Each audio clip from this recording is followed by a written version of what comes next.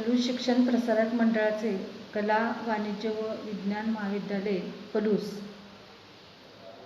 मी सौ NS पाटील, अर्थशास्त्र विभाग. सर्वप्रथम अर्थशास्त्र या विषयासाठी प्रवेश घेतलेल्या सर्व विद्यार्थ्यांचे हार्दिक स्वागत. मागच्या लेक्चरला आपण बघितलं की BA भाग 3 मध्ये प्रवेश घेतल्यानंतर आपल्याला कंपल्सरी इंग्लिश आणि स्पेशल विषय कुठलाही जो तुम्ही निवडलेला असेल त्या विषयाची आपण निवड करतो आणि त्या पद्धतीनं अर्थशास्त्र विषयासाठी प्रवेश घेतलेल्या विद्यार्थ्यांचे 2 विषय म्हणजेच कंपल्सरी इंग्लिश आणि अर्थशास्त्र हा स्पेशल विषय असणार आहे. पाठीमागे चर्चा केल्याप्रमाणे अर्थशास्त्र विषयाचे आपल्याला एकूण 5 पेपर असणार आहेत आणि कंपल्सरी इंग्लिशचा 1 पेपर असे एकूण 2 विषय आणि 2 विषयाचे 6 पेपर असणार आहेत. याची चर्चा आपण मागच्या लेक्चरमध्ये केलेली होती. तरी देखील आज आपण परत एकदा थोडक्यात हा भाग बघणार आहोत. BA भाग 3 मध्ये अर्थशास्त्र विषयाचे जे आपल्याला 5 पेपर आहेत त्या पेपरचे क्रमांक आहेत पेपर नंबर 7, पेपर नंबर 8, 9, 10 आणि 11. आणि आपल्याला ह्या वर्षी 2 सेमिस्टर द्यायचे आहेत, सेमिस्टर 5 आणि सेमिस्टर 6. आता आपली जी सेमिस्टर सुरू आहे ती सेमिस्टर 5. ही गोष्ट विद्यार्थ्यांनी लक्षात ठेवायची आहे. आत्ता आपली सेमिस्टर 5 सुरू आहे. सेमिस्टर 5 मध्ये आपल्याला पेपर नंबर 7, 8, 9, 10 आणि 11 या 5 पेपरचा अभ्यास करावयाचा आहे. पेपर नंबर 7 हा जो पेपर आहे त्या पेपरचं नाव आहे सूक्ष्म अर्थशास्त्राची तत्वे भाग 1. हा पेपर माझ्याकडे असणार आहे. त्यानंतर पेपर नंबर 8 विकासाचे अर्थशास्त्र नावाचा पेपर आहे, तो माझ्याकडे आणि शेषबरे सरांच्याकडे असणार आहे. पेपर नंबर 9 आंतरराष्ट्रीय अर्थशास्त्र भाग 1 हा पेपर माझ्याकडे आणि माळकर सरांच्याकडे असणार आहे. पेपर नंबर 10 अर्थशास्त्रीय संशोधन पद्धती हा पेपर पूर्णपणे माझ्याकडे असणार आहे. आणि पेपर नंबर 11 आर्थिक विचारांचा इतिहास हा पेपर पूर्णपणे शेषबरे सरांच्याकडे असणार आहे. आता आपण या ठिकाणी जो अभ्यासक्रम बघणार आहोत तो अभ्यासक्रम आहे पेपर नंबर 7चा, म्हणजेच सेमिस्टर 5 मध्ये पेपर नंबर जो 7 आहे त्या पेपर नंबर 7 मध्ये जो अभ्यासक्रम आपल्याला आहे त्याचा आपण थोडक्यात या ठिकाणी परिचय करून घेणार आहोत. विद्यार्थी मित्रांनो, 2020-21 या चालू शैक्षणिक वर्षापासून BA भाग 3 मधील सर्वच विषयांचे अभ्यासक्रम बदललेले आहेत आणि या बदललेल्या नवीन अभ्यासक्रमानुसार आपल्याला अभ्यास मंडळाकडून जो सिलेबस तयार करून दिलेला आहे त्या सिलेबसप्रमाणे पेपर नंबर 7चा सिलेबस म्हणजेच अभ्यासक्रम आपण या ठिकाणी थोडक्यात पाहणार आहोत. पेपरचं नाव आहे सूक्ष्म अर्थशास्त्राची तत्वे भाग 1 म्हणजेच principles of micro economics part 1. याच्यामध्ये आपल्याला एकूण 4 प्रकरणांचा अभ्यास करावायचा आहे. त्यामध्ये जे पहिलं प्रकरण आहे त्या पहिल्या प्रकरणाचं नाव आहे सूक्ष्म अर्थशास्त्राची ओळख, इंट्रोडक्शन टू मायक्रो इकॉनॉमिक्स. या प्रकरण 1 मध्ये आपल्याला 4 घटक अभ्यासायचे आहेत. त्याच्यामध्ये जो पहिला भाग आहे तो म्हणजे A हा पॉईंट या ठिकाणी दिलेला आहे, अर्थशास्त्र म्हणजे काय आणि अर्थशास्त्राचे स्वरूप आणि व्याप्ती. आता या पहिल्या घटकामध्ये आपल्याला अर्थशास्त्र म्हणजे काय इथपासून सुरुवात करायची आहे. अर्थशास्त्र म्हणजे काय, अर्थशास्त्राचा उदय आणि विकास कशा पद्धतीनं झालेला आहे, अर्थशास्त्राच्या सुरुवातीच्या काळामध्ये व्याख्या कशा पद्धतीनं तयार झाल्या आणि काळानुसार अर्थशास्त्रांच्या व्याख्या कशा पद्धतीनं बदलत गेल्या, तसेच अर्थशास्त्र या विषयाचा विकास कशा पद्धतीने होत गेला याची थोडक्यात माहिती आपल्याला या पहिल्या घटकामध्ये पाहायची आहे. त्यानंतर अर्थशास्त्राचे स्वरूप आणि व्याप्ती. आता अर्थशास्त्राचं नेमकं स्वरूप काय आहे, म्हणजे अर्थशास्त्र हे शास्त्र आहे का अर्थशास्त्र ही एक कला आहे, या अनुषंगानं अर्थशास्त्राचं स्वरूप आपल्याला या भागामध्ये अभ्यासावयाचं आहे. अर्थशास्त्राचं नेमकं स्वरूप काय आहे हे पाहिल्यानंतर मग पुढे आपल्याला अर्थशास्त्राची व्याप्ती कशी आहे, म्हणजे अर्थशास्त्र हा विषय कोणत्या मर्यादेपर्यंत अभ्यासला जातो किंवा एकंदरीत त्याची व्याप्ती काय आहे या संबंधीची माहिती आपल्याला या ए घटकामध्ये म्हणजेच पहिल्या भागामध्ये आपल्याला या ठिकाणी पाहिजे. अर्थशास्त्र हा जो विषय आहे तो कोणकोणत्या घटकाशी संबंधित आहे आणि त्या पद्धतीनं अर्थशास्त्राचा जो अभ्यास आहे त्या अर्थशास्त्राच्या अभ्यासाच्या कक्षा कुठपर्यंत पोहोचलेल्या आहेत याची माहिती आपल्याला या पहिल्या घटकामध्ये अभ्यासायची आहे.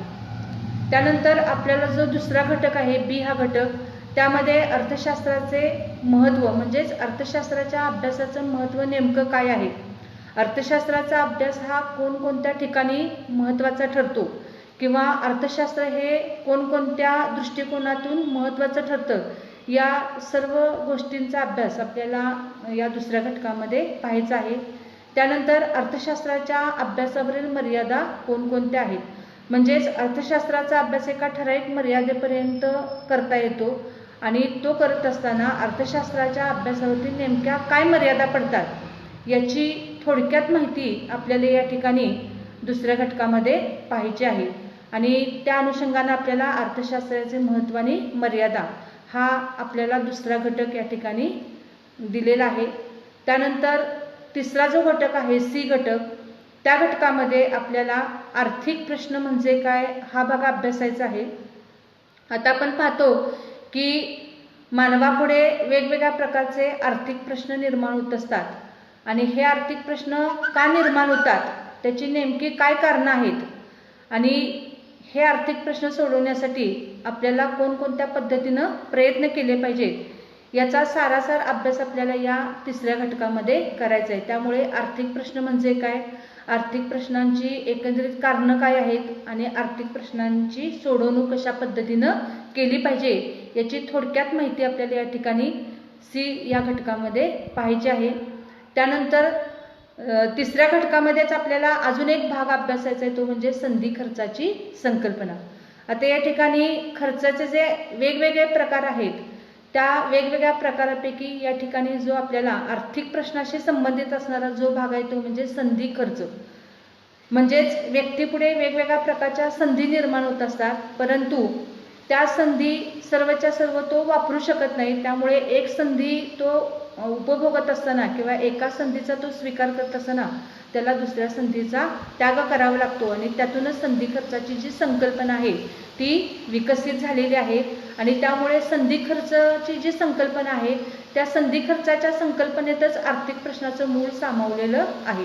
म्हणजेच संधी खर्चाची जी संकल्पना आहे ती संकल्पना आर्थिक प्रश्नाशी निगडीत आहे आणि म्हणून संधी खर्च म्हणजे काय किंवा संधी खर्चाची जी संकल्पना आहे ती कोणत्या परिस्थितीमध्ये निर्माण झाली याचा अभ्यास आपल्याला तिसऱ्या घटकामध्ये करावयाचा आहे.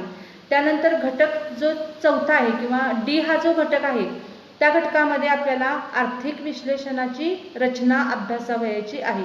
म्हणजेच आर्थिक विश्लेषणाची रचना नेमकी कशी आहे किंवा एकंदरीत या आर्थिक विश्लेषणाचं स्वरूप नेमकं काय आहे, आर्थिक विश्लेषणाची जी संकल्पना आहे ती कशा पद्धतीनं तयार झालेली आहे याचा अभ्यास आपल्याला या चौथ्या घटकामध्ये करावयाचा आहे. त्यानंतर आर्थिक विश्लेषणाचे मापदंड कोणकोणते आहेत, म्हणजे आर्थिक विश्लेषणाची जी संकल्पना आहे ती कोणत्या मापदंडावरती आधारलेली आहे याचा आपल्याला या ठिकाणी थोडक्यात अभ्यास करावयाचा आहे. अशा पद्धतीनं प्रकरण 4 मध्ये आपल्याला एकूण 4 मुद्द्यांचा म्हणजेच 4 घटकांचा अभ्यास करायचा आहे. अर्थशास्त्र म्हणजे काय, अर्थशास्त्राचे महत्त्व आणि मर्यादा कोणकोणत्या आहेत, आर्थिक प्रश्न म्हणजे काय, संधी खर्चाची संकल्पना आणि आर्थिक विश्लेषणाची रचना. त्यानंतर आपलं जे दुसरं प्रकरण आहे त्या दुसऱ्या प्रकरणाचं नाव आहे उपभोक्त्याची वर्तणूक म्हणजेच कंझ्युमर्स बिहेवियर असं त्याला म्हटलं जातं. आता उपभोक्त्याची वर्तणूक या दुसऱ्या प्रकरणामध्ये पुन्हा आपल्याला 4 घटक अभ्यासावयाचे आहेत. म्हणजे प्रत्येक प्रकरणामध्ये आपल्याला एकूण जे उपघटक दिलेले आहेत ते उपघटक आहेत 4.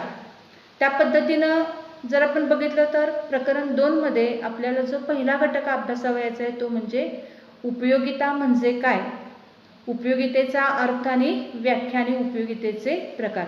आता या ठिकाणी मला वाटते 12वीमध्ये वगैरे 11वी-12वीमध्ये कुठंतरी तुम्हाला हा भाग झालेला आहे, उपयोगिता म्हणजे काय किंवा उपयोगितेची संकल्पना नेमकी काय आहे त्याचा अभ्यास कुठंतरी हा पाठीमागं होऊन गेलेला आहे. तरी देखील आपल्याला TYBAच्या पेपरमध्ये उपयोगितेच्या संकल्पनेचा अभ्यास पुन्हा एकदा ह्या पेपरमध्ये आहे. उपयोगिता म्हणजे काय, आता या ठिकाणी उपयोगिता म्हणजे काय हे पाहत असताना उपयोगितेचा अर्थ आणि व्याख्या म्हणजे उपयोगितेची जी संकल्पना आहे ती विस्तारित पद्धतीनं आपल्याला या भागामध्ये अभ्यासावयाची आहे. उपयोगितेची संकल्पना जी आहे ती पाहत असताना उपयोगिता म्हणजे काय, तर सर्वसाधारणपणे उपयोगितेच्या ज्या व्याख्या आहेत त्या व्याख्या अभ्यासात असताना आपल्या असं लक्षामध्ये येईल की उपयोगिता म्हणजेच प्रत्येक वस्तूमध्ये माणसाची गरज पूर्ण करण्याची जी शक्ती किंवा क्षमता असते त्याला सर्वसाधारणपणे उपयोगिता असं म्हटलं जातं.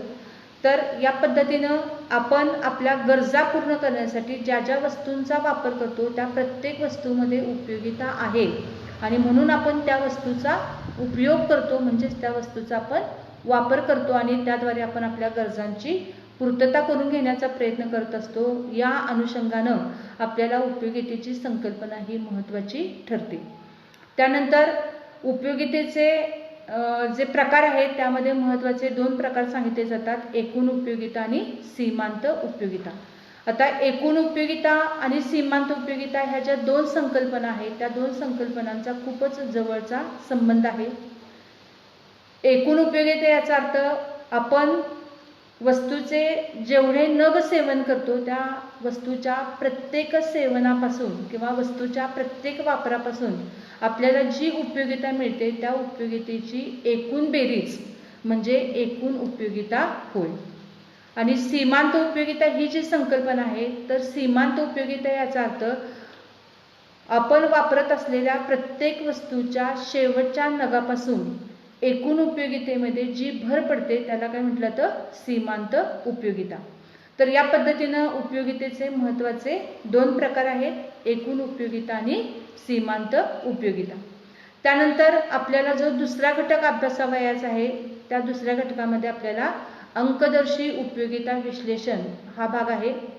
आता उपयोगितेचं मापन 2 पद्धतीनं केलं जातं, अंकदर्शी आणि क्रमदर्शी हे उपयोगिता मापनाचे 2 प्रकार आहेत.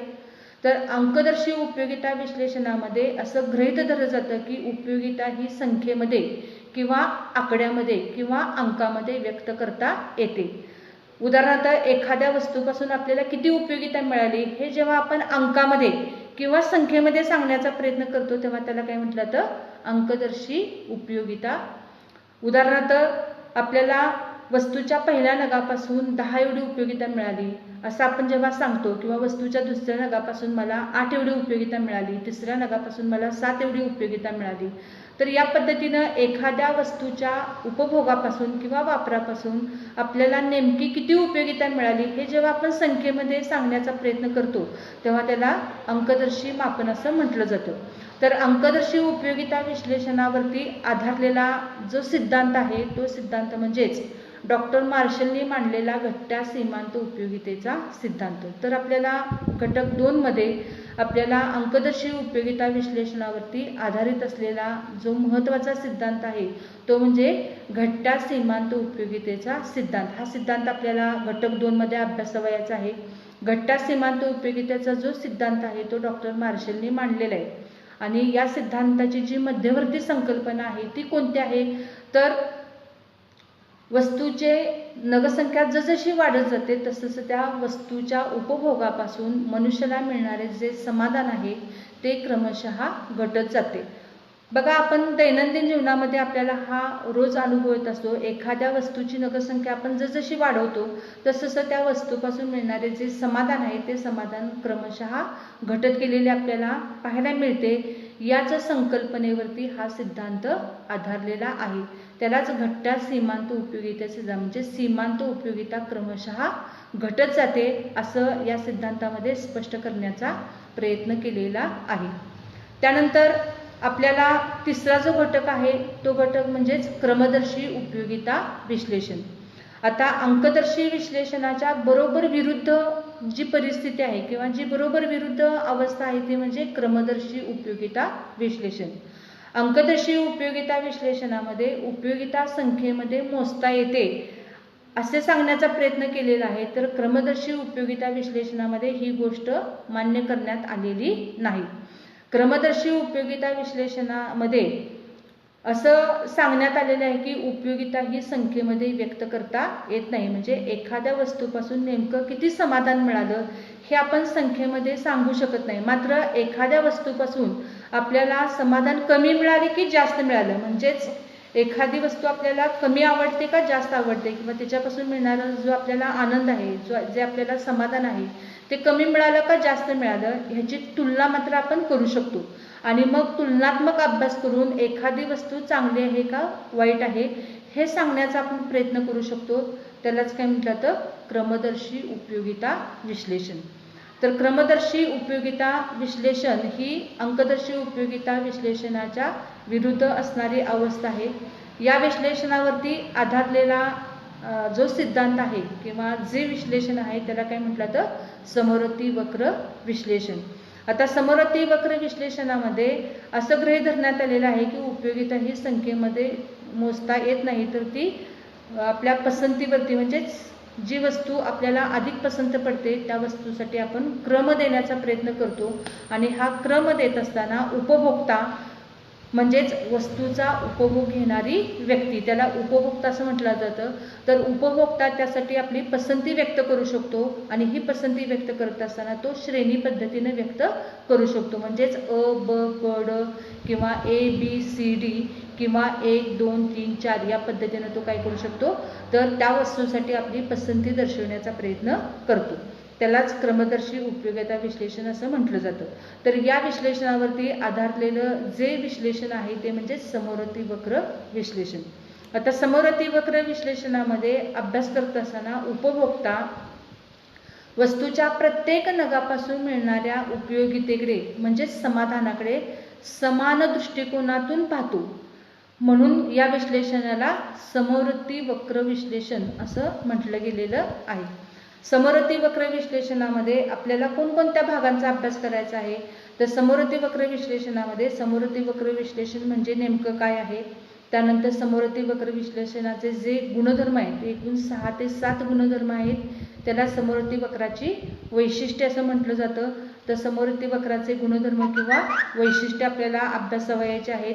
त्यानंतर समवर्ती वक्र विश्लेषणाच्या सहाय्याने उपभोक्त्याचा समतोल कसा साधला जातो हाही भाग आपल्याला या विश्लेषणामध्ये अभ्यासावयाचा आहे. त्यानंतर समवर्ती वक्र विश्लेषणामध्ये आणखी महत्त्वाच्या 3 संकल्पनांचा या ठिकाणी अभ्यास आहे. तो म्हणजे किंमत परिणाम संकल्पना, उत्पन्न परिणाम संकल्पना आणि पर्यायता परिणाम संकल्पना. तर या 3 संकल्पनांचा अभ्यास आपल्याला या ठिकाणी समवर्ती वक्र विश्लेषणामध्ये अभ्यासावयाचा आहे. त्यानंतर जो चौथा घटक आहे, तो चौथा घटक म्हणजेच जो D हा घटक आहे तो कुठला आहे, तर उपभोक्त्याचा समतोल आणि उपभोक्त्याचे लाभाधिक्य. आता उपभोक्त्याचा समतोल साधणे ही एक अर्थशास्त्रामध्ये सातत्याने संकल्पना वापरली जाते. समतोल साधणे, समतोल याचा अर्थ समाधान मिळवून देणारी अवस्था. उपभोक्त्याचा समतोल साधणे म्हणजे ज्या ठिकाणी उपभोक्त्याला जास्तीत जास्त समाधान मिळते ती अवस्था म्हणजे उपभोक्त्याच्या दृष्टीने उपभोक्त्याचा समतोल साधणारी अवस्था होय. उपभोक्त्याचा समतोल कसा साधला जातो आणि तो समतोल साधण्यासाठी उपभोक्त्याला कोणकोणत्या अटींची पूर्तता करावी लागते याचा अभ्यास आपल्याला उपभोक्त्याच्या समतोलामध्ये पाहावयाचा आहे. उपभोक्त्याच्या समतोलाप्रमाणेच बऱ्याच वेळेला आपण ऐकतो की उद्योग संस्थांचा समतोल साधला जातो.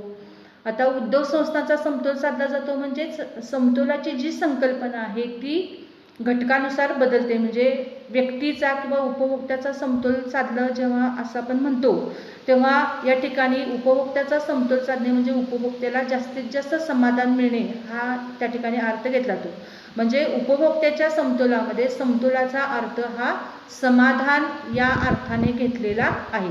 परंतु तेच जेव्हा आपण असं म्हणतो की उद्योग संस्थांचा समतोल साधला जातो तेव्हा समतोलाचा अर्थ या ठिकाणी बदलतो.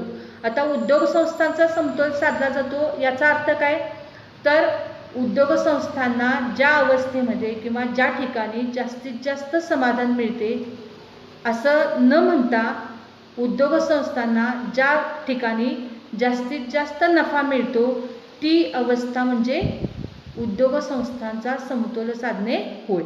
बघा या ठिकाणी फरक कसा आहे की उपभोक्त्याच्या समतोलामध्ये समतोलाचा अर्थ समाधान असा घेतला जातो, तर उद्योग संस्थांच्या समतोलामध्ये समतोलाचा अर्थ नफा असा घेतला जातो. आता उद्योग संस्थांना समाधान कधी मिळतं, तर जेव्हा त्यांना जास्त नफा मिळतो तेव्हा त्यांना जास्त समाधान मिळते, म्हणजेच उद्योग संस्थांचा त्या ठिकाणी समतोल साधला जातो.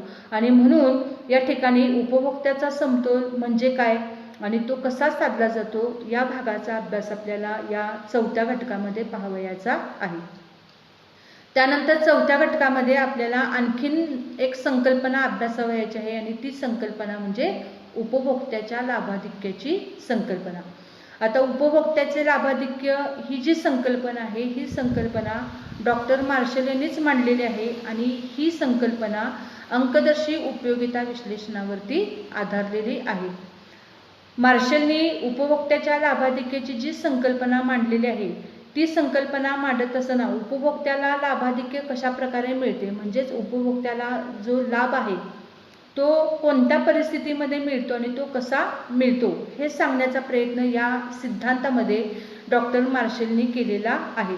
आता उपभोक्त्याच्या लाभाधिक्यामध्ये सुद्धा उपभोक्त्याला अधिकाधिक समाधान केव्हा मिळते, म्हणजेच उपभोक्त्याला अधिक लाभ किंवा अधिक समाधान जेव्हा मिळते तेव्हा त्याला आनंद होत असतो किंवा त्याला संतोष होत असतो आणि म्हणून या संकल्पनेला उपभोक्त्याचे संतोषाधिक्य असंही म्हटलं जातं. तर या पद्धतीनं उपभोक्त्याचे लाभाधिक्य ही जी संकल्पना आहे तर उपभोक्त्याच्या लाभाधिक्याची जी संकल्पना आहे ती संकल्पना पाहत असताना या ठिकाणी आपल्याला लाभाधिक्यासाठी आवश्यक असणाऱ्या अटी कोणकोणत्या आहेत हा भाग इथं अभ्यासावयाचा आहे. त्यानंतर उपभोक्त्याच्या लाभाधिक्याचं सूत्र म्हणजेच लाभाधिक्य कोणत्या पद्धतीनं मोजलं जातं हे पाहण्यासाठी डॉक्टर मार्शलनी सूत्र दिलेलं आहे आणि त्या सूत्राच्या सहाय्याने उपभोक्त्याच्या लाभाधिक्याचे मोजमाप केले जाते. आता अशा पद्धतीनं आपल्याला प्रकरण 1 आणि प्रकरण 2 या 2 प्रकरणामध्ये एकूण म्हणजे प्रत्येक प्रकरणामध्ये 4 या पद्धतीनं 2 प्रकरणं आपण पाहिलेले, तर एकूण प्रत्येक प्रकरणानुसार 4-4 घटकांचा अभ्यास आपल्याला या ठिकाणी करावयाचा आहे.